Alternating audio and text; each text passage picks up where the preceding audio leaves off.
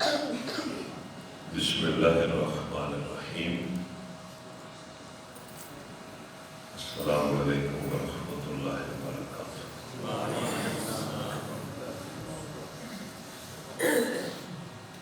اعوذ باللہ من الشیطان الرجیم. بسم اللہ الرحمن الرحیم. تبارک الذی جعل فی السماء بروجا وجعل فیہا سراجا وقمرا منیرا وهو الذی جعل اللیل والنہار خلفة لمن اراد ان یذکر او اراد شکورا وعباد الرحمن الذین يمشون على الأرض حونا وإذا خاطبهم الجاهلون قالوا سلاما والذين يبيتون لربهم سجدا وقياما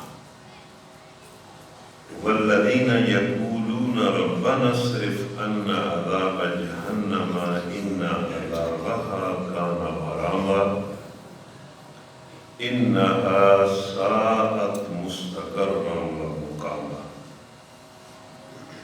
والذين إذا أنفقوا لم يسرفوا ولم يقتروا وكان بين ذلك قواما.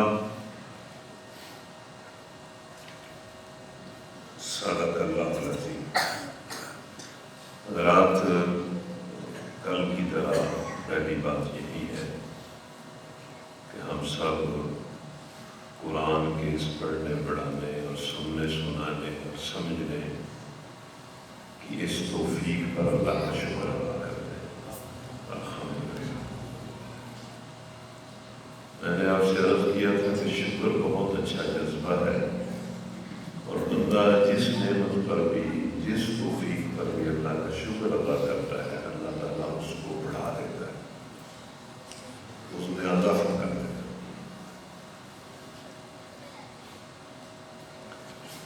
ہم سب اس توفیق پر اللہ کا شکر ادا کرتے ہیں اور اللہ سے دعا کرتے ہیں کہ وہ اس توفیق میں ہمارے لیے اضافہ کرے، اس کو بڑھائے، اس میں برکت دے.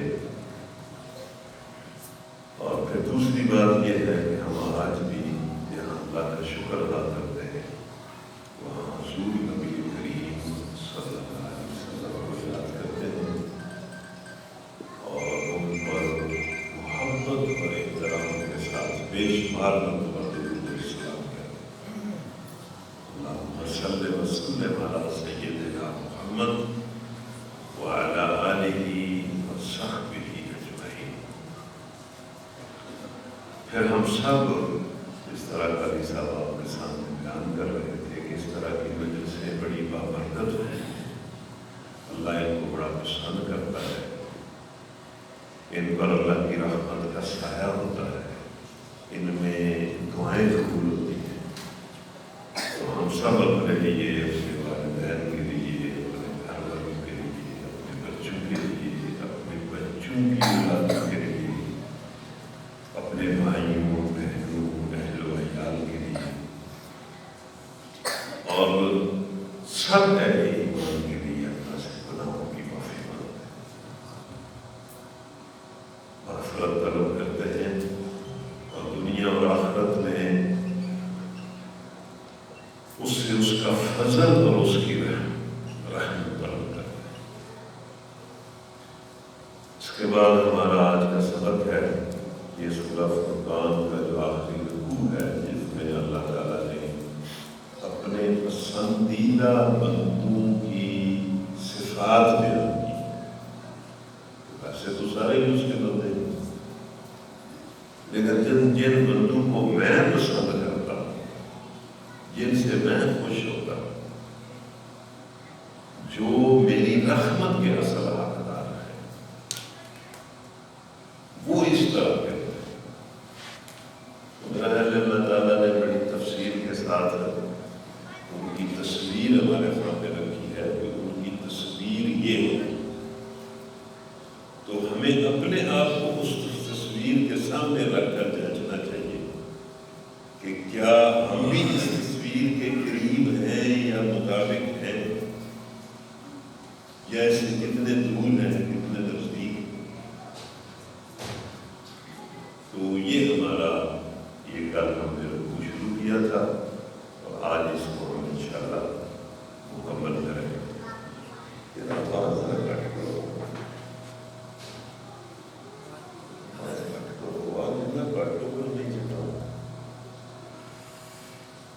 تو کل ہم نے جو آیات پڑھی تھی اس کا ترجمہ میں آپ کے سامنے تلاوت میں نے کی ہے, میں آپ کے سامنے میں پڑھ دیتا ہوں. اللہ بڑا بابرکت ہے. یہ جو برکت کا لفظ ہے نا, یہ عربی زبان کا ایسا لفظ ہے کہ جو بڑا ہی جامع ہے. اس کے مفہوم میں خیر بھی ہے, طاقت بھی ہے, نفع بھی ہے, استحکام بھی ہے, دوام بھی ہے, بھلائی کے اندر اضافہ کرنے کی صفت بھی ہے. تو مطلب یہ کہ اللہ تعالیٰ کی ذات جو ہے وہ ہر طرح کی خیر اور نفع کا مرکز ہے اور موقع ہے. اور میں نے یہ جملہ آپ کے سامنے پڑھا تھا کہ ہم میں سے جو خیر چاہتا ہے, بھلائی چاہتا ہے, وہ جتنا اللہ کے قریب ہوگا اسے اتنی خیر ملے گی. خیر عطا کرنے کے فیصلے بھی وہی کرتا ہے.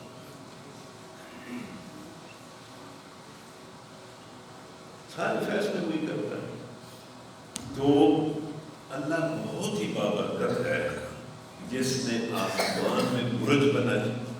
دیکھیں نا, برکت کے ساتھ یہاں جو چیز جوڑی گئی ہے وہ قدرت ہے. اس کا مطلب یہ ہے کہ برکت کا ایک معنی قدرت اور طاقت ہے.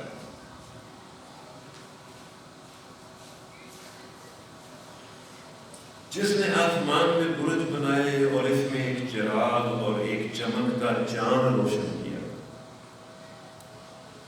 وہی ہے جس نے رات اور دن کو ایک دوسرے کا جانشین بنایا.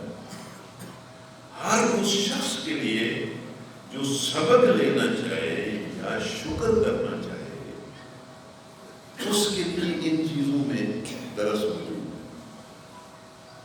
تو عید تک بھی وہ پہنچ سکتا ہے اور اس بات تک بھی پہنچ سکتا ہے کہ یہ سارا نظام جو اللہ تعالیٰ نے بتایا ہے, اسی کی وجہ سے میری زندگی چل رہی ہے اور اسی کی وجہ سے میری ضروریات پوری ہو رہی ہیں اور اسی نظام کی وجہ سے مجھے رزق مل رہا ہے.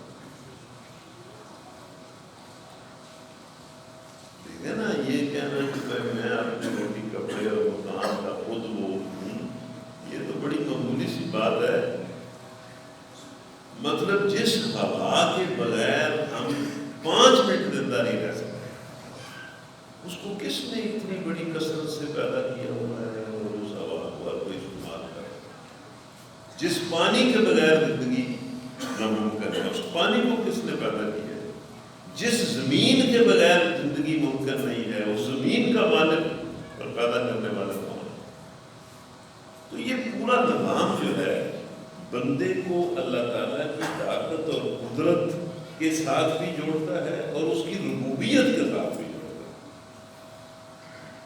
اور بندے کو احساس ہوتا ہے کہ میں اللہ کے مقابلے میں کتنا کمزور اور فقیر ہوں اور میں اللہ کے مقابلے میں کتنا اس کے احسانات کے اندر دبا ہوں.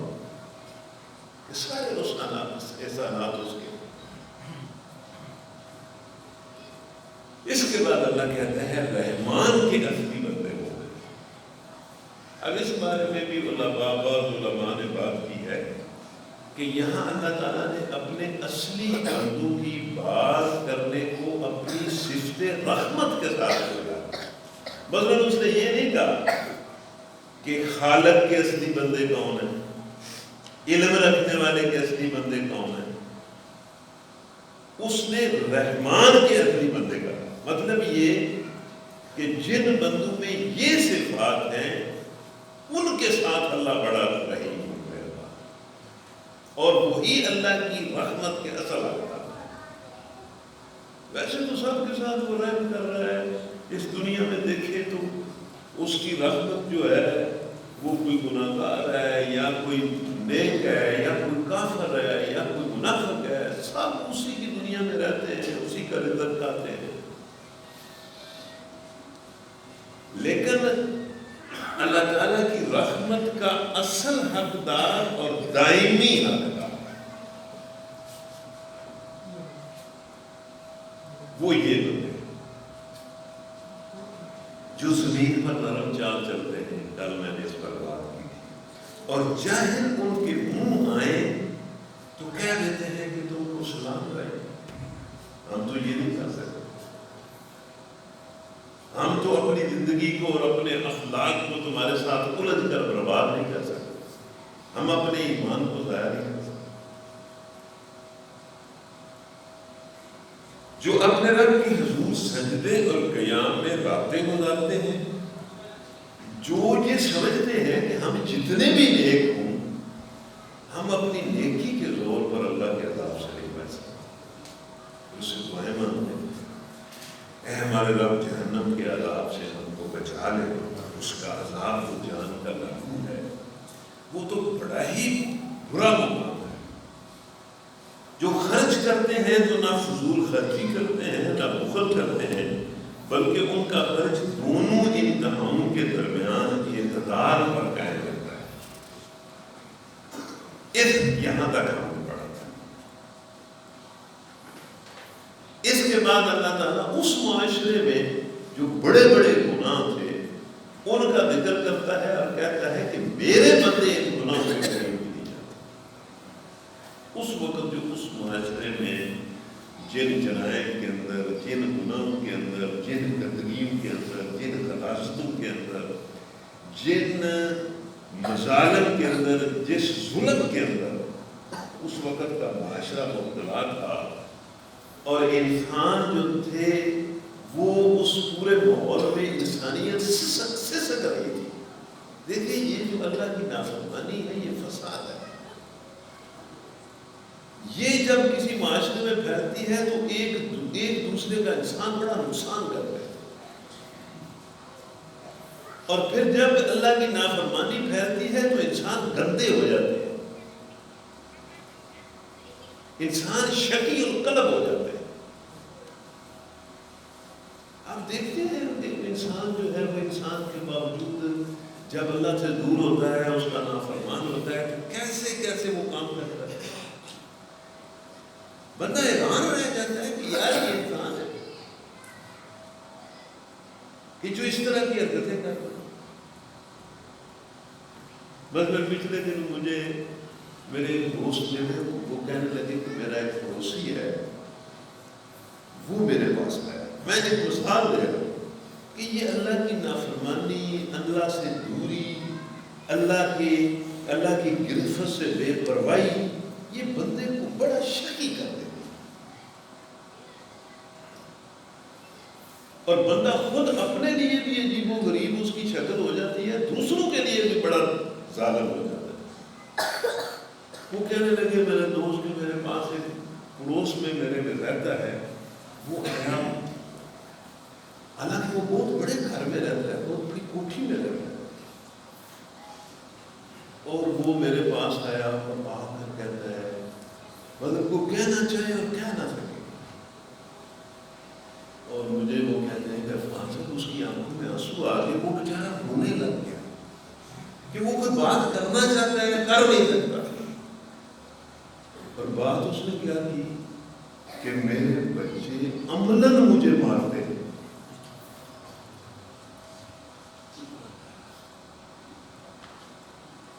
گالیاں دیتے ہیں، مذاق اڑاتے ہیں میرا گھر.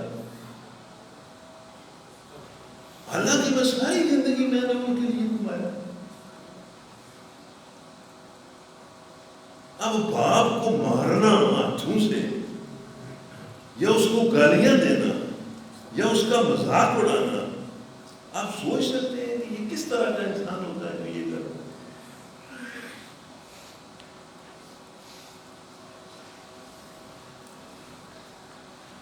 اسی طرح کے مطلب عجیب و عجیب حرکتیں ایک بندہ کرتا ہے جب اسے اللہ کے سامنے پیش ہونے کا خوف نہیں نہ ہوگا، اور وہ مطلب اللہ سے ڈرتا نہیں، تو بڑی عجیب حرکتیں کرتا ہے۔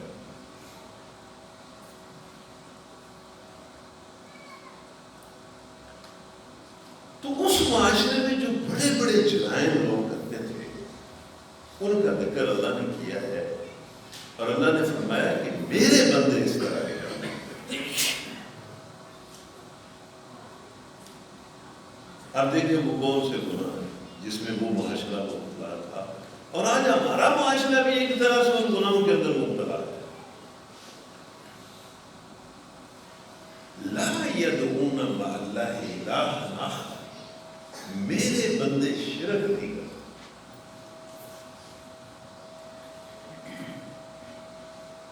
ان کے دین کے کسی کونے خدرے میں بھی یہ بات نہیں ہوتی کہ ان مخلوقات میں سے کوئی انسان، کوئی فرشتہ، کوئی نبی، کوئی بت اللہ کا ہمسر اور بندے مقابل ہو سکتا ہے۔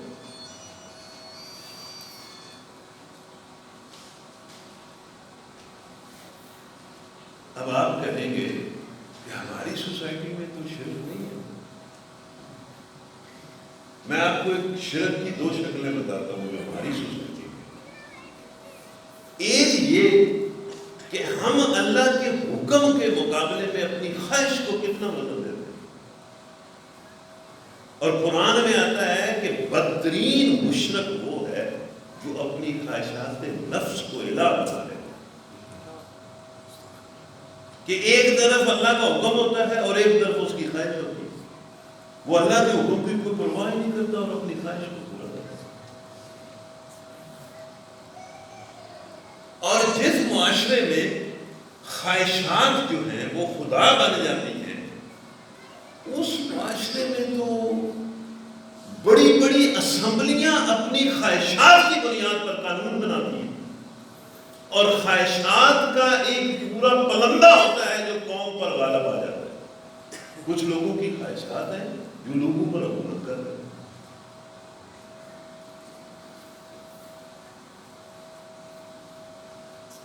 لوگ اپنی خواہش نفس کی بنیاد پر قانون سازی کرتے ہیں اور اپنی خواہشات کو قانون بنا کر قوم کو اس گرفت میں لے لیتے ہیں۔ اب ہمارے ملک میں حکمران کون ہے؟ کچھ لوگوں کی خواہشات حکمران، حالانکہ ہم مسلمان ہیں بیچارے، ہمارا حکمران تو اللہ ہے، ہمارا حکمران کوئی علاقے کا بدماش تو نہیں ہے، لیکن ہم تو ان بدماشوں پہ جکڑے ہوئے، یہ ہمارے حکمران ہیں، اور ہمیں اللہ کی بندگی بھی نہیں کرنے دیتے ہیں۔ اتنا ان کا جبر ہے۔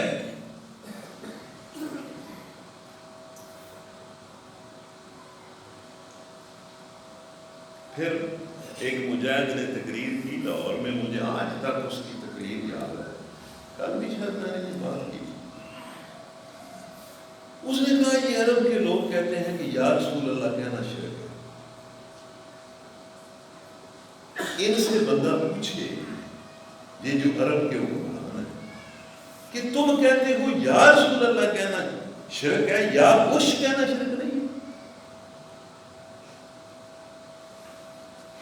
بڑی آسانی سے یا بش کہہ دیتے اور ساری باتیں اس کی مانتے۔ تو کس طرح کے الہ ہم نے اللہ کے مقابلے میں بنا رکھے ہیں؟ اور اس مطلب جو ہم نے اللہ کے مقابلے میں اپنی خواہشات کو الہ بنایا ہوا ہے، یا وہ اس مجاہد نے یہ بھی بات کی کہ مسلمان مشرک نہیں ہے، لیکن مسلمان مشرکوں کے غلام ہیں، یہ خود مشرک نہیں ہے۔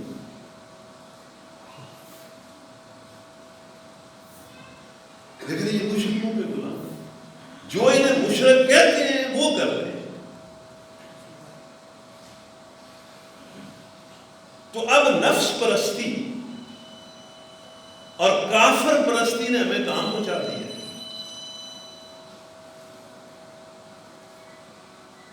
ہم کہاں پہنچ گئے؟ کشمیر ہمارا ہے، کشمیر ہمارا ہے، کشمیر بنے گا پاکستان، کشمیر بنے گا پاکستان، کشمیر بنے گا۔ غیرت نام کی شے نہیں ہے، اور اپنے ہاتھوں سے کشمیر کی ماؤں بہنوں بیٹیوں کو ہم ذلیل خود کر رہے ہیں اور ان کے حوالے کیا ہوا ہے۔ کہتے ہیں جنگ ہو جائے گی، ہم مر جائیں گے۔ وہ تسی مر جاؤ گے، ایسی زندگی نہ تو مرنا بڑا بہتر۔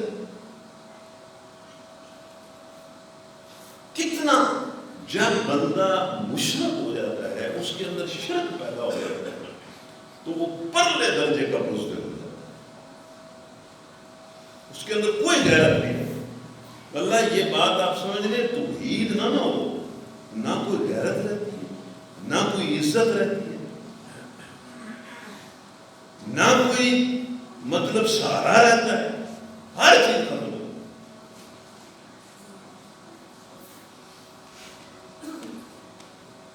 اللہ کہتا ہے میرے بندے اللہ کے سوا کسی کو الہ نہیں، نہ اپنی پیشانی کسی کے سامنے جھکاتے ہیں اور نہ میرے حکم کو چھوڑ کر کسی کا حکم مانتے۔ وَلَا يَقْتُلُونَ النَّفْسَ الَّتِي حَرَّمَ اللَّهُ إِلَّا بِالْحَقِّ۔ اور اس معاشرے میں قتل و غارت کری بڑی تھی، لوگوں کی جانیں، اور ہمارے معاشرے میں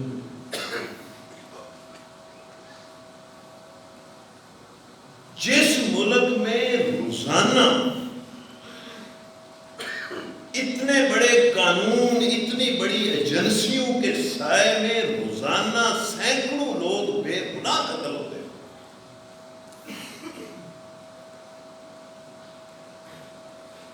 اور آپ دیکھتے ہیں کس طرح لوگوں کی جانیں پر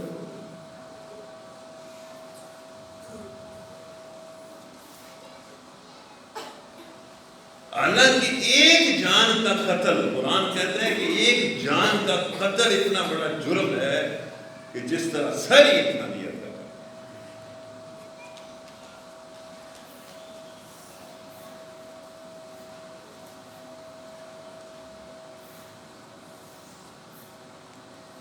تو میرے بندے تو نہ شرک کرتے، نہ کسی کے قتل کا ارتکاب، وَلَا يَزْنُونَ، اور نہ وہ زنا کرتے۔ اس معاشرے میں یہ بدکاری بڑی تھی اور اس معاشرے میں بڑی بدکاری۔ اچھا یہ بدکاری جو ہے یہ کتنا غلیظ کا گندا کام ہے، اور مطلب آپ دیکھیں کہ حکومتی سطح پر حکومتی وسائل کو استعمال کر کے بدکاری کو پھیلایا جاتا ہے۔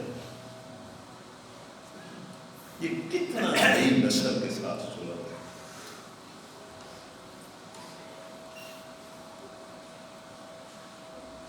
اس معاشرے میں بھی یہ بڑا، لیکن آپ اللہ کی رحمت کو دیکھیں، میں حیران ہوتا ہوں کہ یہ اللہ کتنا رحم کرنے والا ہے۔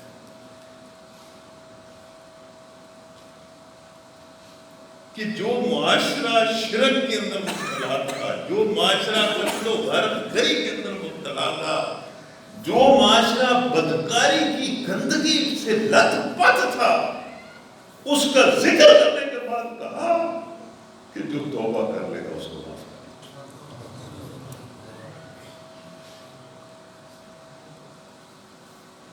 کوئی مشرک ہے تب بھی معاف کر دو،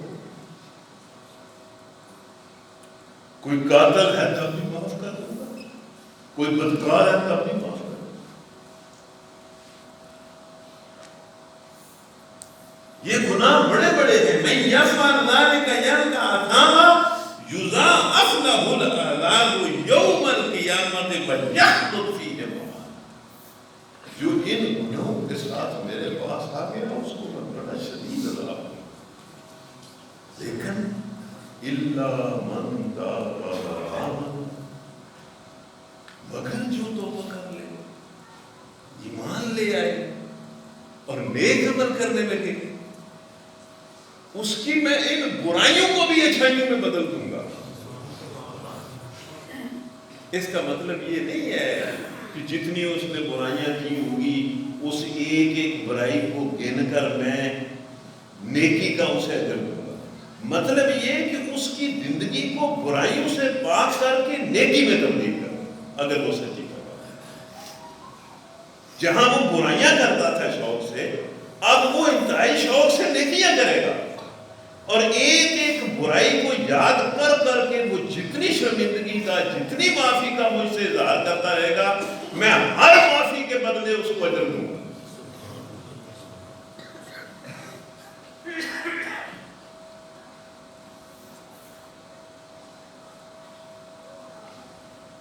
حدیث میں آتا ہے، حضرت ابو ہریرہ رضی اللہ تعالیٰ عنہ کی روایت ہے کہ میں عشاء کی نماز پڑھ کے گھر آیا تو میرے گھر کے سامنے ایک عورت کھڑی تھی۔ میں نے اس کو سلام کیا اور گھر کے اندر داخل ہوا، اور گھر جا کر میں نے اپنے کمرے میں جا کر نفل نماز دی۔ اس عورت نے دروازہ کھٹکھٹایا، میں باہر نکلا تو میں نے اس سے کہا کہ بھئی آپ کیا چاہتی ہیں، کیا مسئلہ ہے؟ تو وہ عورت، حضرت ابو ہریرہ کہتے ہیں کہ وہ عورت مجھے کہنے لگی کہ میں آپ سے ایک سوال پوچھنا چاہتی ہوں کہ میں نے بدکاری کی ہے، اس سے حمل ہوا ہے، اس سے بچہ پیدا ہوا ہے، میں نے اس بچے کو قتل کر لیا، کیا اللہ مجھے کوئی میرے لیے معافی کا راستہ ہے؟ تو اب حضرت ابو ہریرہ کہتے ہیں نہیں، تیرے لیے کوئی معافی کا راستہ نہیں۔ حضرت ابو ہریرہ رضی اللہ تعالیٰ عنہ کہتے ہیں کہ میرے سامنے اس کی چیخ نکل جاتی ہے اور وہ روتی ہوئی دوڑتی ہے پیچھے کی طرف اور کہتی ہے ہائے یہ حسن آپ کے لیے بنا۔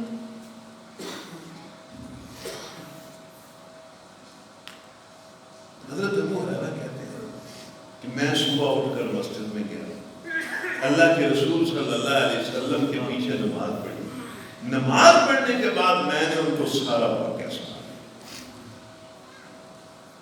کہ اس طرح میرے گھر ایک عورت آئی ہے، یہ بات اس نے مجھ سے کی ہے، میں نے اسے یہ جواب دیا ہے۔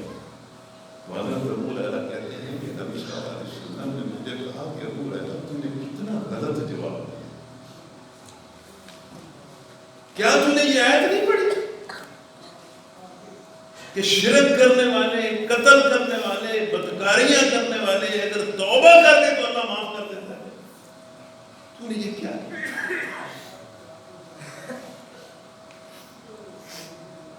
آپ اندازہ کریں، دیکھیں ہمیں بھی اپنے گناہوں سے توبہ کرنی چاہیے۔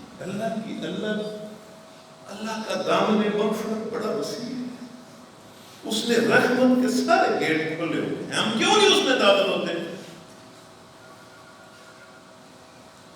حضرت ابو ہریرہ کہتے ہیں کہ میں سارا دن اس عورت کو میں اندازہ کر کے اس کو تلاش کرتا، پھر مجھے عشاء کے بعد ہو اور میں نے اس سے کہا کہ رسالت مآب صلی اللہ علیہ وسلم نے تیرے سوال کا یہ جواب دیا، تو میرے سامنے وہ سجدے پہ گر گئی اور اس نے کہا یا اللہ تیرا شکر ہے تو نے میرے لیے بھی معافی کے دروازے کو کھولا۔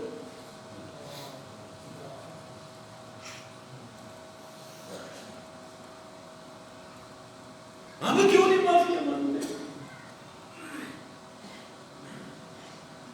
ہم نہیں چاہتے کہ ہمارا رب ہمیں معاف کر دے،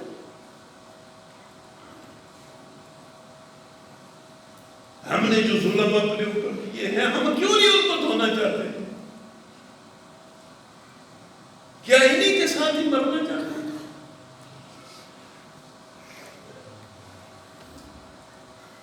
جب مر جائیں گے تو کچھ تو کام ہو جائے گا، پھر ایک بڑی عمر کا ایک بندہ نبی صلی اللہ علیہ وسلم کے پاس آتا ہے. آقا کہتا ہے کہ اے اللہ کے رسول میں نے تو ساری زندگی گناہ کی، کوئی ایسا گناہ نہیں ہے جو میں نے چھوڑا ہو. اور پھر کہتا ہے کہ اللہ کے رسول میرے گناہ تو اس روئے زمین کے سارے انسانوں پر تقسیم کیے جائیں تو سارے ہی برباد ہو جائیں. اتنے گناہ کیے.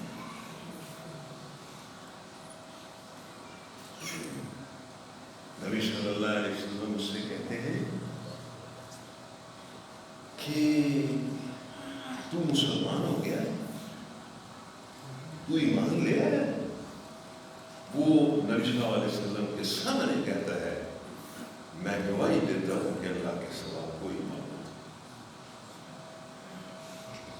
اور میں گواہی دیتا ہوں کہ محمد صلی اللہ علیہ وسلم اللہ کے رسول ہیں. تو نبی صلی اللہ علیہ وسلم فرماتے ہیں کہ جا، اللہ نے تیرے گناہ معاف کیے. وہ کہتے ہیں سارے گناہ، وہ آگے سے کہتے ہیں سارے گناہ اور ہر قسم کے گناہ. نبی صلی اللہ علیہ وسلم کہتے ہیں سارے گناہ اور ہر قسم.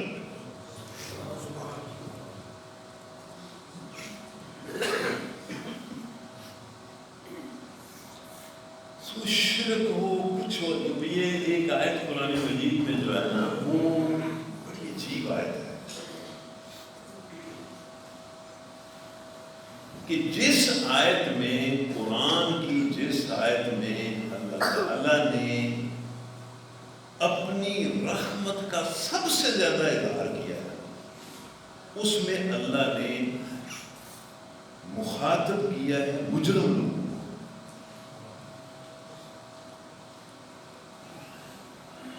یعنی نیک لوگوں کو مخاطب کر کے وہ آیت نہیں آئی، مجرم لوگوں کو خطاب کر کے. بھائی بڑا ہی بدقسمت ہے جو اپنی زندگی میں توبہ کر کے اس کے دامن رحمت میں نہیں جاتا. بڑا ہی بدقسمت.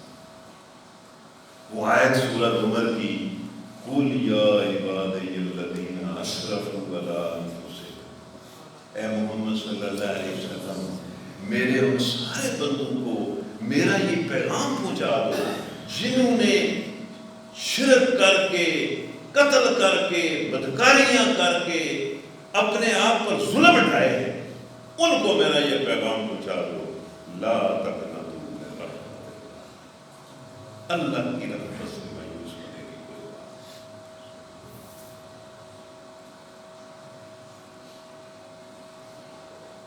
تو الا من تاب وآمن وعمل عملا صالحا فاولئک یبدل اللہ سیئاتہم حسنات وَكَانَ اللَّهُ غَفُورًا رَحِيمًا. اللہ بڑا معاف کرنے والا اور رحم کرنے والا. اچھا یہاں پہنچ کر میں سوچ رہا تھا کہ یہ جو معاف کرنا ہے، کسی کو معاف کر دینا اس کے جرم پر، یہ معافی کا کام صرف اللہ کر سکتا ہے، انسان نہیں کر سکتا. یہ اللہ ہی کا ظرف ہے، یہ اس کا ہی مقام اور مرتبہ ہے، یہ اس ہی کی شان ہے کہ وہ معاف کر سکتا ہے. مثلا میں آپ سے پوچھتا ہوں جتنے آپ لوگ بیٹھے ہیں کہ اگر واقعتاً کوئی بندہ آپ کی عزت کو نقصان پہنچائے، واقعی ہو جائے آپ کی ماں بہن بیٹی کے ساتھ زیادتی کرے، کوئی گالی دے دے، کچھ کر دے، اور پھر آپ کے پاس معافی مانگنے کے لیے آیا، آپ معاف کر دیں گے؟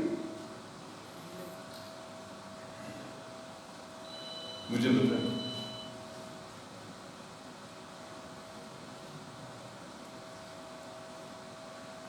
کسی کے زور دینے پر، کسی کے سمجھانے پر، کسی کی منتیں کرنے پر ہو سکتا ہے کہ آپ لفظ ادا کر دیں کہ میں نے معاف کیا، معاف اب نہیں کریں گے.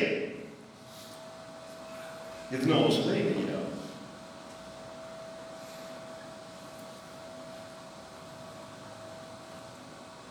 اسی طرح کوئی بندہ آپ کی جان کو تلف کرتا ہے، آپ کے کسی عزیز کو قتل کر دیتا ہے، بے گناہ قتل کر دیتا ہے، قتل کر کے آپ کے پاس آ جاتا ہے، 2 سال بعد 4 سال بعد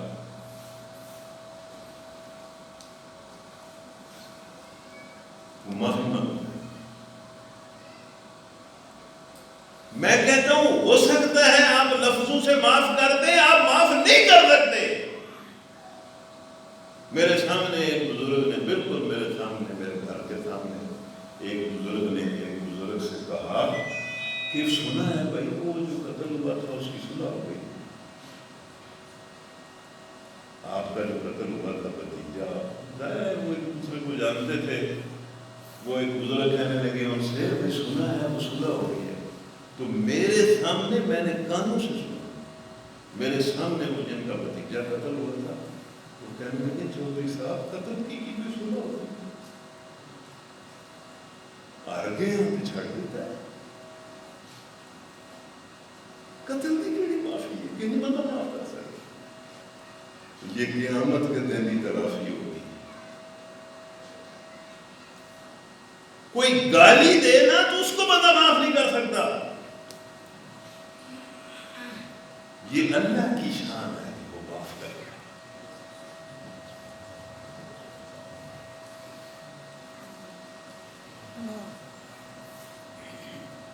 وہ سارے گناہ معاف کر دو، تو کیوں نہ اس سے معافی مانگے دیا۔ اس کے بعد اللہ تعالیٰ نے اگلی آیت میں یہ جو ہے نا توبہ، یہ توبہ کی جو بات ہے، لوگ توبہ کرتے ہیں لیکن توبہ نہیں کرتے، توبہ کے لفظ تو بولتے ہیں، توبہ نہیں کرتے۔ اللہ تعالیٰ نے اگلی آیت میں یہ بتایا ہے کہ سچی توبہ کیا ہوتی ہے، اور بڑے مختصر سے الفاظ کے اندر بتا دیا۔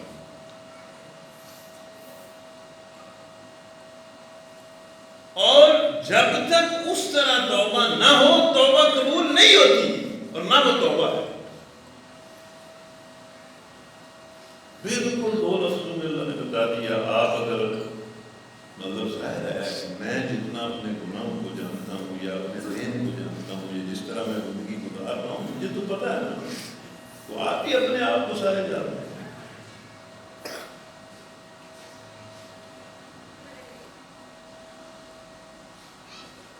گناہ ایسی چیز ہے کہ سچی توبہ کرنے کے بعد بھی اگر واقعی کسی نے توبہ کی ہو تو اس کی کسر دل سے نہیں جاتی،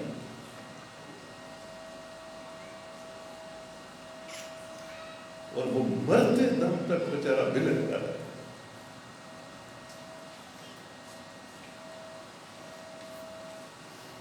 اور جو گناہ کر کے توبہ کرتا ہے اور مرتے دم تک اس گناہ کو یاد کر کے دھاڑے مارتا رہتا ہے، اسی کی توبہ ہوتی ہے۔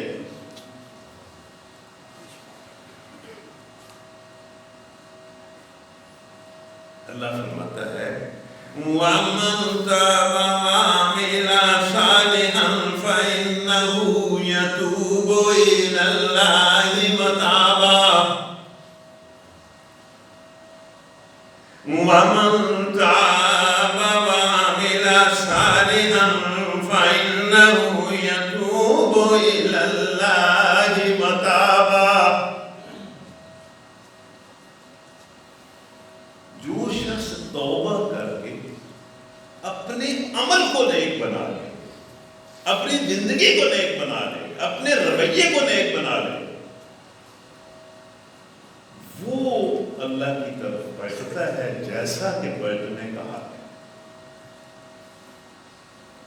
توبہ بھی کرتا جائے اور اسی طرح گناہ بھی کرتا،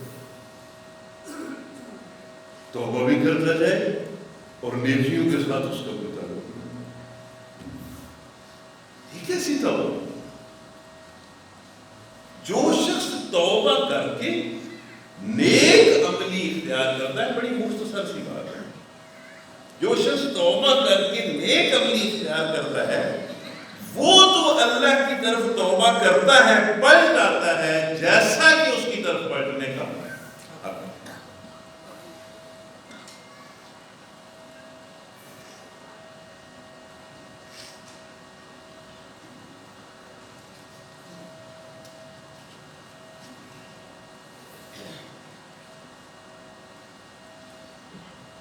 یہاں بہت اچھا اس کی تفسیر میں ایک پیراگراف لکھا ہوا ہے کہ لوگوں، اللہ ہی وہ ذات ہے جس کی طرف تمہیں پلٹنا چاہیے، وہی بارگاہ ہے جس نے توبہ کے، مغفرت کے، رحمت کے دروازے کو کھول کر رکھا، وہی ذات ہے، کوئی دوسری جگہ نہیں ہے جدھر وہ رجوع کر کے سزا سے بچ سکے گا۔ ایک کوئی جگہ ہے جہاں وہ رجوع کرے گا تو سزا سے بچ جائے گا،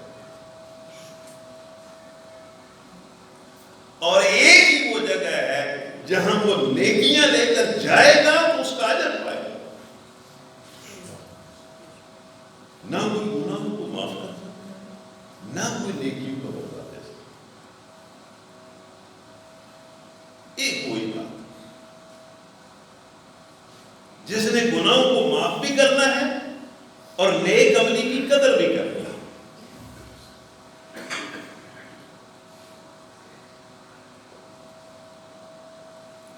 اس کا مطلب یہ بھی ہے کہ وہ پلٹ کر ایک ایسی بارگاہ کی طرف جاتا ہے جو واقعہ ہی پلٹنے کے قابل جگہ ہے، بہترین بارگاہ ہے، جہاں سے تمام بھلائیاں ملتی ہیں، جہاں سے قصوروں پر شرمسار ہونے والے دھتکارے نہیں جاتے۔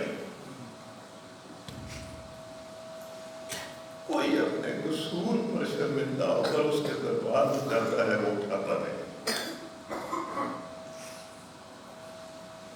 وہ دھتکارتا نہیں، بلکہ جو کوئی اس کے حضور معافی لے کر معافی مانگنے کے لیے جاتا ہے وہ معافی بھی دیتا ہے اور اس معافی کے بدلے انعام بھی دیتا ہے۔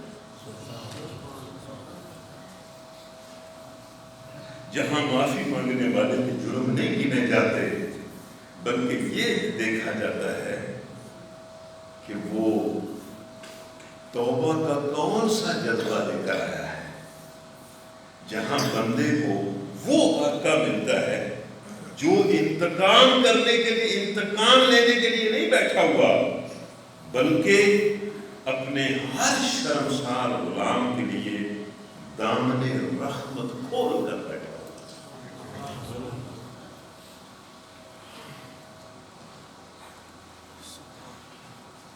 اب اگر ہم لوگ جو گناہوں سے لت پت ہیں، جنہوں نے زندگیاں پتہ نہیں کہاں، بھلا خیال آتا ہے، اب مجھے تو یہ خیال آتا ہے ساری زندگی گزر گئی ہے، کیا ہم نے کیا ہے؟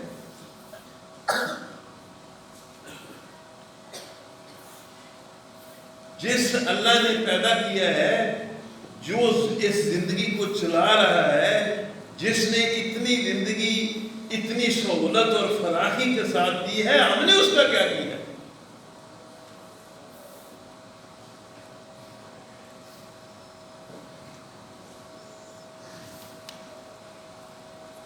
پھر ان کی صفت یہ ہے کہ جھوٹ بولنا یا جرم کرنا یا ظلم کرنا یا زیادتی کرنا یہ تو دور کی بات ہے، وہ کسی جھوٹ اور لغو بات میں شریک بھی نہیں ہوتے، اس کے گواہ نہیں بنتے۔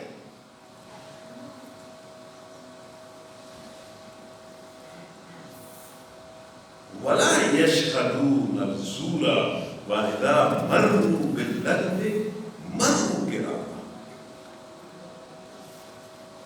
کہ اللہ کے بندے جھوٹ کے گواہ نہیں بنتے۔ اس کا مطلب یہ بھی ہے کہ جھوٹ نہیں بولتے، حقیقت کے خلاف بات نہیں کرتے، جس حقیقت کا انہیں علم ہوتا ہے وہ بات کرتے،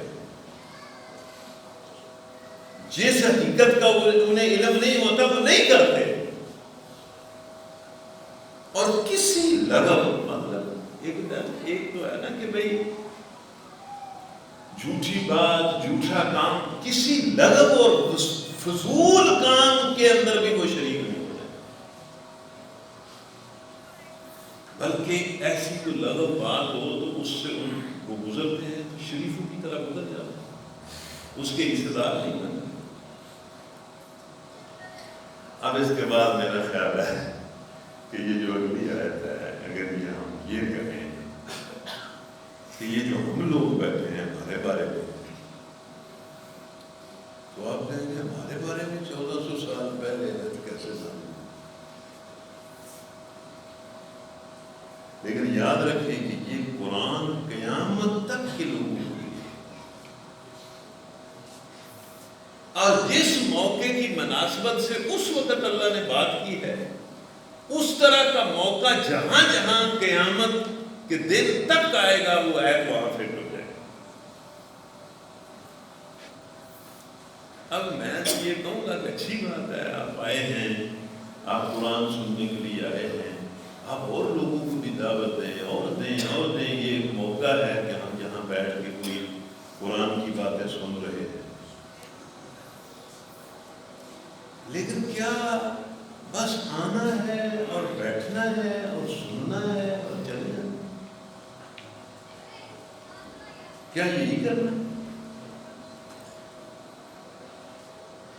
یا کچھ اور بھی کرنا ہے؟ دیکھیں اللہ اپنے ہی بندوں، آپ دیکھتے ہیں نا کہ ہم میں سے کون اس میں شامل ہوتا ہے اور کون پرواہ نہیں کرتا۔ اللہ اپنے بندوں کا ذکر کرتے ہوئے کہتا ہے کہ میرے بندے والذین اذا ذکروا بآیات ربہم لم یخروا علیہا صما وعمیانا۔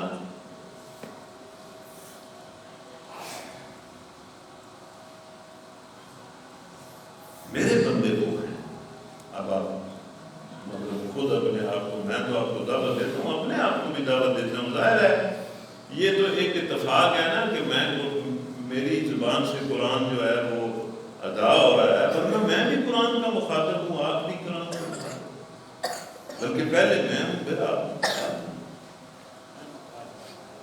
ہم سب قرآن کے مخاطب ہیں، قرآن ہم سے باتیں کر رہا ہے، اور قرآن باتیں کر رہا ہے گویا اللہ باتیں کر رہا ہے۔ قرآن کی باتیں کس کی باتیں؟ اللہ کی باتیں۔ اس لیے وہ کسی شخص نے کہا کہ قرآن کا سننا گویا اللہ کو سننا۔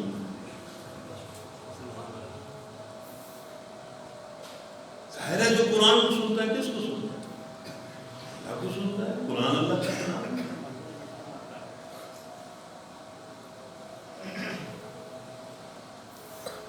قرآن کے ذریعے وہ اللہ سے ہم کلام ہوتا ہے۔ تو اللہ کہتا ہے کہ میرے بندے تو وہ ہیں کہ جنہیں اگر میری آیات سنا کر نصیحت کی جائے، جس طرح ہمیں اللہ کر رہا ہے، یہ ہمیں اللہ آیتیں سنا رہا ہے نا، کہ میرے بندے تو وہ ہیں کہ جنہیں اگر میری آیات سنا کر نصیحت کی جاتی ہے تو وہ ان آیتوں کو سن کر، اس نصیحت کو سن کر اندھے اور بہرے بن کر نہیں رہتے۔ مطلب وہ اس طرح کے جواب نہیں دیتے میری آیتوں کا جس طرح وہ اندھا ہوتا ہے اور وہ بہرا ہوتا ہے، اس نے سنا ہی نہیں۔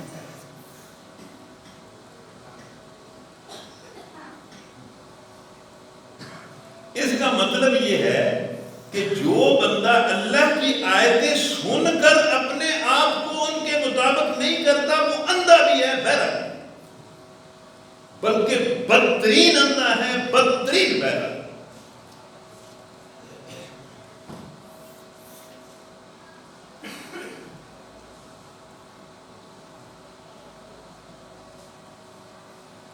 اللہ کہتے ہیں میرے بندے تو اس طرح نہیں کرتے کہ ان کے سامنے میری آیتیں پڑھی جائیں، ان کو میری نصیحتیں سنائی جائیں، انہیں ڈرایا جائے، انہیں کسی چیز کا حکم دیا جائے، انہیں کوئی پرواہ نہیں، وہ ٹس سے مس، وہ پتھر کے پتھر بنے تھے۔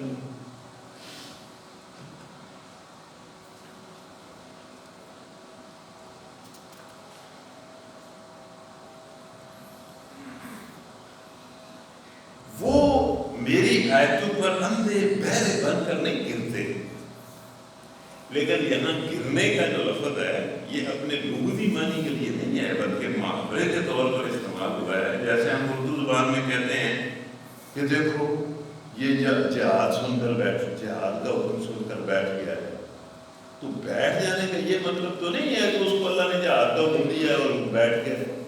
مطلب یہ کہ اس نے جہاد کے حکم پر عمل نہیں کیا، وہ بیٹھ گیا.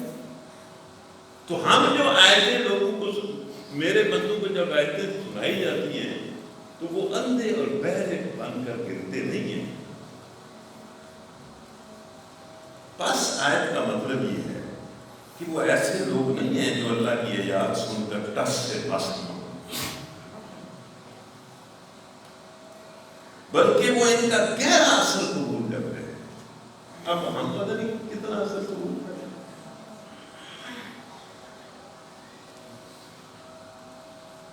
وہ ان کا گہرا اثر قبول کرتے ہیں. جو ہدایت ان آیات میں آئی ہو اس کی پیروی کرتے ہیں، جس چیز کو فرض قرار دیا گیا ہو اسے بجا لاتے ہیں، جس چیز سے منع کیا گیا ہو اس سے رک جاتے ہیں، اور جس عذاب سے ڈرایا گیا ہو اس کا تصور کر کے کانپنے لگتے ہیں. اب یہ آیت ہمارے بارے میں نہیں ہے تو کس کے بارے میں؟ ہم پر اللہ کی آیتیں پڑھی جا رہی ہیں.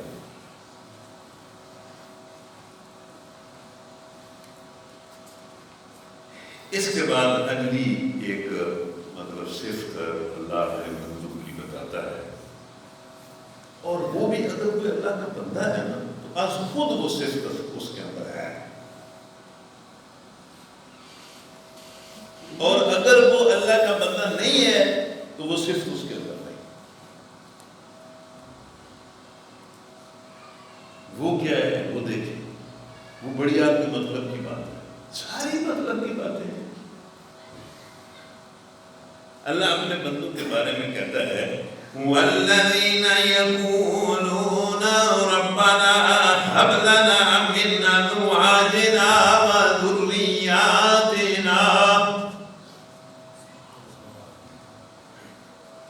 أَزْوَاجِنَا وَذُرِّيَّاتِنَا قُرَّةَ أَعْيُنٍ وَاجْعَلْنَا لِلْمُتَّقِينَ إِمَامًا.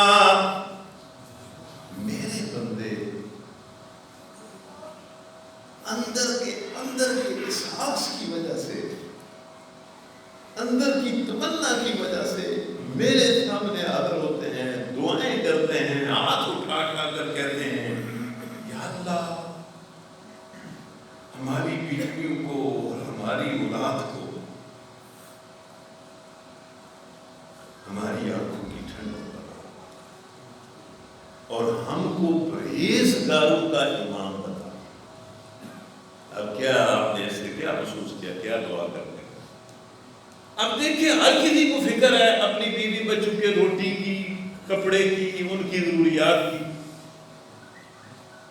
لیکن اللہ کے جو بندے ہیں ان کی ان ضروریات سے کہیں زیادہ وہ اپنی بیویوں اور اپنے بچوں کے بارے میں یہ فکر انہیں ہوتی ہے کہ وہ نیک اور صالح ہوں، اللہ کے نافرمان.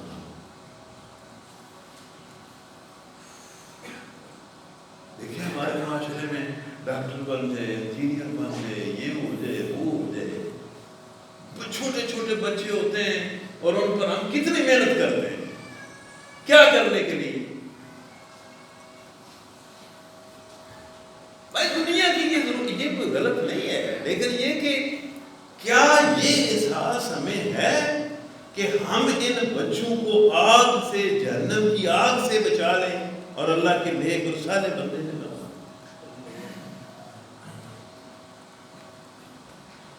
اور میں آپ کو ایک بات بتاتا ہوں، اس کو یاد رکھنا، اس کو ضرور یاد رکھنا، اس کو نہ بھولنا. جس طرح پہلے میں نے آپ کو بات بتائی ہے نا کہ وہ آیا اور اس نے آ کر کہا کہ میرے بچے مجھے گالیاں دیتے ہیں، میرے بچے مجھے مارتے ہیں، میرے بچے میرا مذاق اڑاتے ہیں.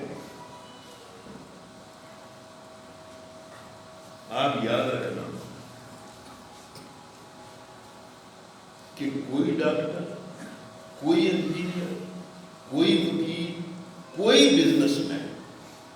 اگر اس کے اندر ایمان اور نیکی نہیں ہے تو آپ کی آنکھوں کی ٹھنڈک نہیں ہو سکتا جو کچھ بھی ہو.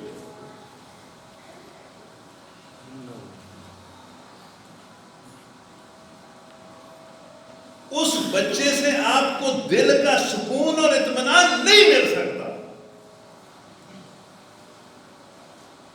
بلکہ خطرہ ہے کہ وہ جتنا بڑا ہوگا وہ اتنا آپ کے حق میں بدتمیز ہوگا. میں آپ کو اپنا ایک واقعہ سناتا ہوں. میں ایم اے میں پڑھتا تھا، میں بیمار ہو گیا، میں ایک ڈاکٹر کے پاس جایا کرتا تھا. وہ ایک بڑی کوٹھی میں رہتا تھا، میں اس کے گھر ہی جاتا تھا. گھر میں اس نے کلینک بھی بنایا ہوا، میں اس کے گھر اس کے گاڑی جہاں گاڑی کھڑی ہوتی ہے اس کے گراج میں ایک بندہ بیٹھا ہوتا تھا. عام طور پر اس کے تن پر قمیض نہیں ہوتی تھی، اس نے ایک تہمت باندھا ہوتا تھا، ایک بنیان ہوتی تھی. وہ اس حال میں نے کبھی اس بندے کے بارے میں یہ میرے ذہن میں گیا ہی نہیں کہ یہ اس ڈاکٹر کا باپ ہو سکتا ہے. یعنی اس کی حالت اس طرح کی تھی کہ میں یہ ذہن میں آ ہی نہیں سکتا تھا کہ بھئی یہ اس ڈاکٹر کا باپ ہے. جس طرح کی وہ چارپائی میں بیٹھا ہوتا تھا، جس طرح کی اس کی مسکینی کی حالت، مطلب میں یہ سمجھتا تھا کہ یہ کوئی مطلب بندہ ہے جو کوئی ان کا نوکر ہے یا کوئی اس طرح کا مطلب بندہ ہے جو یہاں بیٹھا. ایک دن جب میں ڈاکٹر صاحب سے مل کر باہر نکلا تو وہ اس بندے نے مجھے بلا کہتا ہے کہ آپ کون ہیں؟ وہ بندہ مجھے کہتا ہے کہ آپ کون ہیں؟ تو میں نے کہا کہ میں تو طالب علم ہوں، ڈاکٹر کے پاس آتا ہوں، ان سے دوائی لیتا ہوں. اچھا جی، میں نے یہ لفظ بولے تھا، وہ جانتا تھا، وہ بابا بھی مجھے دیکھتا تھا. میں ہفتے کے بعد یا مطلب اس طرح میں اس ڈاکٹر کے پاس جاتا تھا. وہ بابا کہتا ہے اس کمینے سے، اس ذلیل سے دوائی لیتے ہو؟ یہ اتنا کمینہ آدمی ہے جو میرا باپ ہے، یہ میرا بیٹا ہے. اس نے مجھے گھر کے چوکیدار سے بھی زیادہ کمینہ بنا کر باہر پھینکا ہوا ہے. نہ یہ میری بات سنتا ہے، نہ اس کی بیوی میری بات سنتی ہے، نہ اس کے بچے میرے پاس آتے ہیں. تم اس سے دوائی دیتے ہو.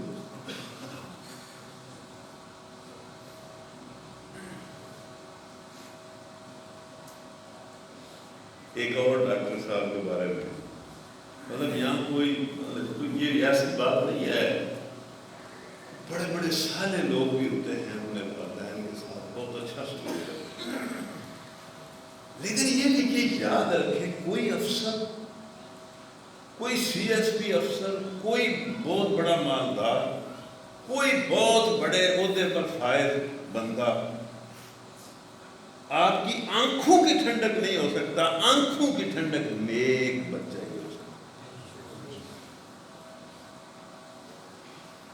اس لیے یہ جو بندے ہیں، اللہ کہتا ہے کہ میرے بندے تو اپنی اولاد کے بارے میں سب سے زیادہ فکر اس بات کی کرتے اور دعائیں مانگتے کہ یا اللہ میری بیوی کو، میرے بچے کو صالح بنا، نیک بنا، میری آنکھوں کی ٹھنڈک بنا. اس کی ایک وجہ یہ بھی ہوتی ہے کہ یہ تو میرا خیال ہے، یہ جو آشوب چشم ہوتا ہے، وہ آنکھوں کو مسئلہ بن جائے تو آنکھ چبھتی ہے اور سخت تکلیف ہوتی ہے. اپنے بچے کے ساتھ تو بڑا پیار ہوتا ہے. آپ کو پتہ ہے کہ آپ کا بچہ اگر آپ سے بدتمیزی کرے تو کس طرح آپ کی آنکھ میں جاتی ہے، کس طرح کو بتا اللہ بندے کے پلے کچھ نہیں رہتا کہ کمال ہے. نہیں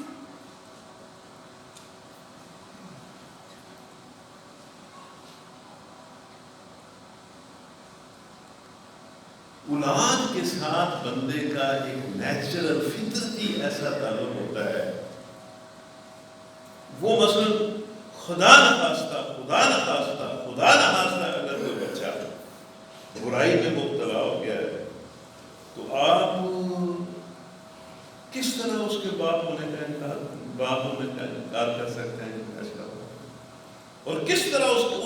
دل سے نکال سکتے.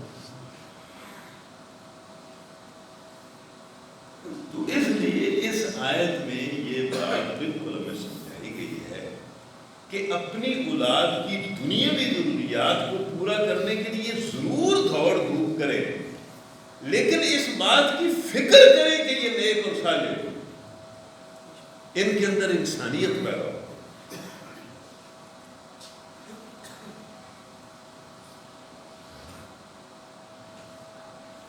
اگر ان کے اندر انسانیت پیدا نہیں ہوگی تو وہ تو آپ کے لیے بہت بڑا دکھ بن ہے. اور اس کا بھی جو علاج ہے کہ قرآن مجید کے جو الفاظ ہیں یا جو طریقہ ہے وہ یہ بات بتا بھی دیتا ہے کہ اس کا بھی اصل جو حل ہے نا وہ آپ کی کوششیں اپنی جگہ، لیکن آپ کا دل جو ہے وہ اگر اس بات کا فکر مند ہوگا کہ یہ صالح اور نیک ہو تو آپ اللہ سے دعائیں اس کے لیے بڑی کریں گے اور اس کا امکان ہوگا کہ آپ کی دعائیں قبول ہو جائیں.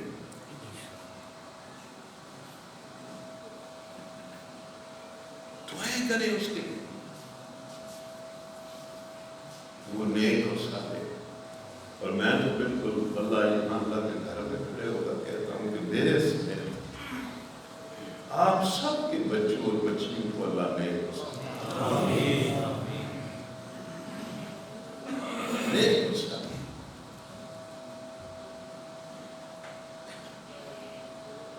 ورنہ ان کا دکھ اور ان کی برائیوں کا دکھ نہیں بندہ سہ سکتا. یہ تو وہ چیز ہے، یہ اولاد تو وہ چیز ہے کہ اولاد کے ذریعے تو بندہ اپنے گھر میں ذلیل ہو جاتا ہے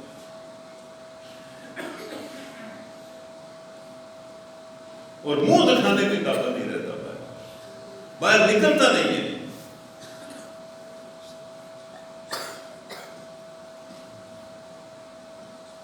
اللہ تعالیٰ کہتا ہے کہ میرے بندے تو مجھ سے دعائیں کرتے ہیں کہ یا اللہ ہماری بیویوں کو، ہمارے بچوں کو نیک اور صالح بنا، ہماری آنکھوں کو ٹھنڈک بنا.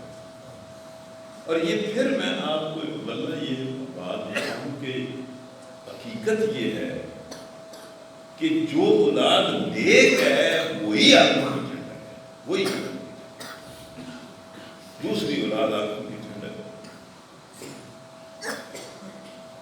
افسر ہو سکتی ہے، مالدار ہو سکتی ہے، آنکھوں کی ٹھنڈک.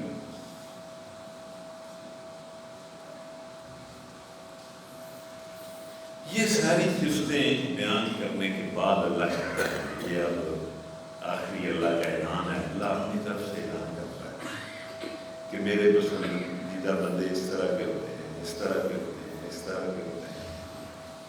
اس کے بعد وہ ایک اعلان کرتا ہے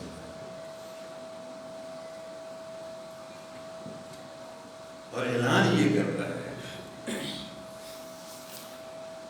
اولئک، یہی وہ میرے بندے ہیں، اولئک یجزون الغرفۃ بما صبروا.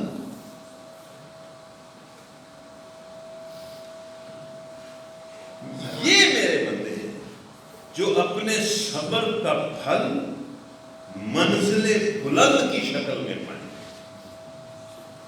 اب منزل بلند کا مطلب بہت بڑا مطلب ہو سکتا ہے، وہ مطلبی ہو، لیکن اس سے زیادہ اچھا مطلب یہ ہے کہ ان کے درجے ہر لحاظ سے بڑے بلند ہوں گے، بڑی بلند منزل تک میں انہیں پہنچا دوں.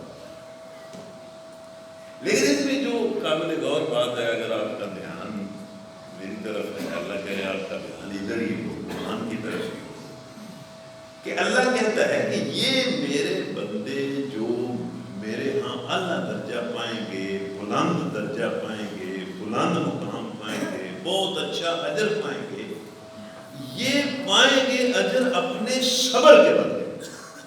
اب اس میں آپ کو کوئی چیز سمجھ آ رہی ہے کہ اس کا کیا مطلب ہے؟ اس کا مطلب یہ ہے کہ بھائی جی، میاں جی، چودھری صاحب، بیٹا جی، اس دنیا میں صبر اور ہمت کے بغیر نیکی پر نہیں چلا جا سکتا.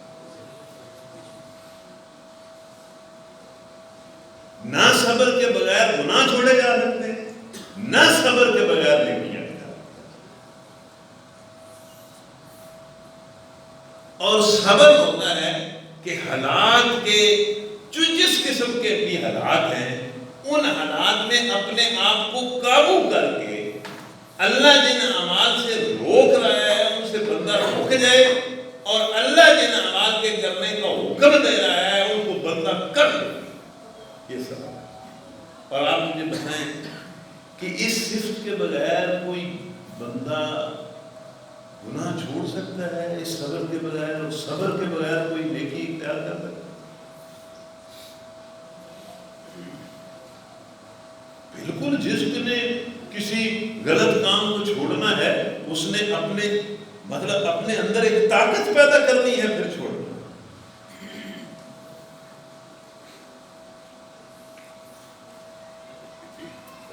اور جس نے کسی نیکی کو اختیار کرنا ہے اس نے اپنے اندر ایک طاقت پیدا کرنی ہے پھر اس نیکی کو اختیار کرنا۔ اس لیے یہ تو بات بالکل کلیئر آپ سمجھ لیں کہ آپ اس دنیا میں، انسان اس دنیا میں ایک آزمائش ہے، اور آزمائش بہرحال آزمائش ہے، لہذا اس میں اپنے ذہن کو تیار رکھنا چاہیے کہ بھئی ٹھیک ہے، اسی لیے اللہ تعالیٰ نے مجھے پیدا کیا ہے، میں یہی کروں گا، میں ہمت کر کے جس چیز سے اس نے روکا ہے، حالانکہ اس چیز کے ساتھ میرا مطلب ایک مفاد وابستہ ہے یا اس کو اختیار کرنے سے کوئی میرا نقصان، جس چیز سے اس نے روکا ہے اس سے میں نے رک جاتا۔ ظاہر ہے یہ کام وہی بندہ کرے گا جس کے اندر کوئی طاقت ہوئے گی، کوئی مطلب ہے کہ کوئی ہمت ہوئے گی، وہی کرے گا، اور میں نے اس کام کو کرنا ہے جس کا اللہ نے حکم دیا۔ تو یہ جو میرے بندے ہیں یہ میرے ہاں بڑا بلند مقام پائیں گے، بہت اچھا مقام پائیں گے، یہ اس مقام کا اس دنیا میں تصور بھی نہیں کر سکتے کہ وہ کتنا بڑا مقام ہے، لیکن پائیں گے صبر کے بغیر۔ اور صبر برداشت کا نام نہیں ہے، صبر کسی اللہ کے حکم کو اختیار کرنے میں جو بھی بندے کو محنت کرنی پڑتی ہے اس کا نام صبر ہے۔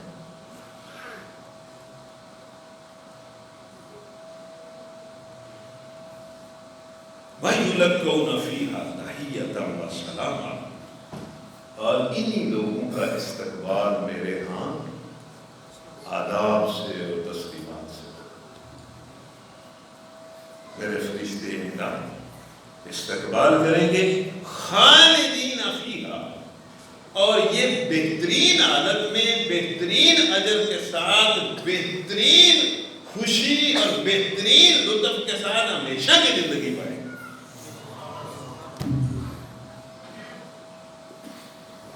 اچھا جی، واقعی یہ دنیا جو ہے اس کی سب سے بڑی، اس کی اچھائی پتہ کیا ہے؟ اس دنیا کی اچھائی، اس کی سب سے بڑی اچھائی یہ ہے کہ یہ تھوڑا سا وقت ہے، اور اس تھوڑے سے وقت میں اللہ کی بندگی کر کے اس کا اجر بہت ہے۔ حسنت مستقر و مقامہ، کیا ہی اچھا ہے مستقر و مقام جو ان کو دیا جائے گا۔ اس کے بعد آخری آیت ہے، پھر ایک اعلان ہے جو اللہ کا، آپ بھی سنیں، قُلْ مَا يَعْبَأُ بِكُمْ رَبِّي لَوْلَا دُعَاؤُكُمْ، اے محمد لوگوں سے کہہ دو کہ میرے رب کو تمہاری کیا ضرورت ہے، میرے رب کو تمہاری کیا حاجت پڑی ہے، اس کا کون سا کام ہے جو تمہارے بغیر رہ جائے گا یا رک جائے گا یا نہیں ہو سکے گا، میرے رب کو تمہاری کیا حاجت پڑی ہے اگر تم اس کو نہ پکارو۔ مطلب یہ کہ اس سے مانگنا اس کو پسند کرتا ہے کہ لوگ اس سے مانگیں، تو اللہ کہتا ہے کہ تم نہیں مانگو گے تو میرا اس میں کیا نقصان ہے، تمہارا نقصان ہے۔ اس کی ساری عبادت، جتنی جتنی عبادت آپ اس کی کرتے ہیں نا اس سے مانگنے کے لیے کرتے ہیں. حتیٰ کہ میں یہ کہتا ہوں کہ ایک تو یہ مانگنا ہے نا کہ ہاتھ اٹھائے اور دعا کی، ایک یہ مانگنا ہے جو آپ نیکی کرتے ہیں وہ کیوں کرتے ہیں؟ وہ بھی تو اللہ کی رحمت کے لیے کرتے ہیں نا. آپ عمل کے ذریعے مانگتے ہیں.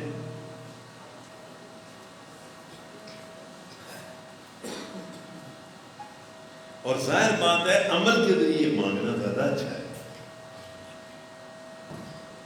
ہوں تسی مطلب ہے کہ اپنے والد کو آخو مینوں بھی دے مینوں بھی دے مینوں بھی دے، وہ تہاڈا والد تو تمہیں دے گا تے لیکن تسی منگنے کی بجائے اگر وہ محبت کر کے وہ احترام کر کے وہ گل منو گے تو سب کچھ ہو جائے گا. انہیں کیوں کرنا؟ عمل سے مانگنا جو ہے وہ الفاظ سے مانگنے سے کہیں بہتر ہے.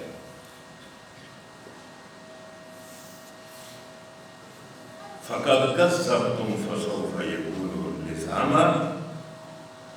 لیکن کیونکہ وہاں اللہ تعالیٰ عرب کے لوگوں سے مکے کے لوگوں سے خطاب کر رہا ہے اور ہر ایسے بندے سے خطاب کر رہا ہے، لیکن لوگوں تم نے میری بات کو جھٹلا دیا ہے. ان قریب وہ سزا پاؤ گے جس سے جان چھڑانی مشکل ہو گئی. اللہ تعالیٰ ہمیں اپنے سارے بندوں میں شامل کرے. یہ ہمارا آج دوسرا دن مکمل ہو گیا ہے، کل ہمارا تیسرا دن ہے. آپ کوشش کریں اور لوگ بھی یہاں آئیں. ہو سکتا ہے آپ جس کو پکڑ دھکڑ کے لائیں وہ آپ سے زیادہ اچھا سننے والا، قبول کرنے والا. تو یہ ایک بڑا اچھا موقع ہے، اس سے فائدہ اٹھائیں. اپنے سارے گھر والوں کو لایا کریں، اپنے بچوں کو لایا کریں، اپنے بھائیوں بہنوں کو لایا کریں، اور لوگوں کو بھی دائیں بائیں سے کوشش کریں کہ وہ آئیں اور اللہ کے قرآن کو سنیں. کل ہم انشاءاللہ سورہ عنکبوت کا ایک حصہ شروع کریں گے. الحمدللہ رب العالمین والسلام علی رسول الکریم وعلی آلہ وصحبہ اجمعین. یا اللہ ہم تجھ سے مغفرت طلب کرتے ہیں، معافی مانگتے ہیں، ہمیں معاف کر. آمین. ہم پر اپنا فضل و رحم کر. ہماری کمزوریوں کو، ہماری خطاؤں کو، ہماری بدعمالیوں کو، ہمارے گناہوں کو نیکی سے بدل. یا اللہ ہمارے گھر والوں اور بچوں کو نیک اور صالح بنا اور ہماری آنکھوں کی ٹھنڈک کر. یا اللہ جتنے لوگ یہاں بیٹھے ہیں، ہماری بہنیں ہیں، بیٹیاں ہیں، بچیاں ہیں، یہ بزرگ ہیں، یہ بچے ہیں، یا اللہ مجھ سمیت جس کے دل اور جس کی زبان پر جو جائز دعا ہے اس کی دعا آمین. ہمیں سچی توبہ کی توفیق نصیب. یا ارحم الراحمین اپنی بندگی کے ذریعے ہماری دنیا بھی بہتر کر دے اور اپنی بندگی ہی کے ذریعے ہماری آخرت بھی بہتر کر. ربنا آتنا فی الدنیا حسنہ وفی الآخرۃ حسنہ وقنا عذاب النار. یا اللہ ہمارے گھروں کو نیک لوگوں کی طرح بنا، ہمارے گھروں کو اطمینان اور سکون کے طرح. یا اللہ ہمارے گھروں کو ایک دوسرے کے ادب و احترام کے ساتھ، ہمارے ملک اور قوم پر رحم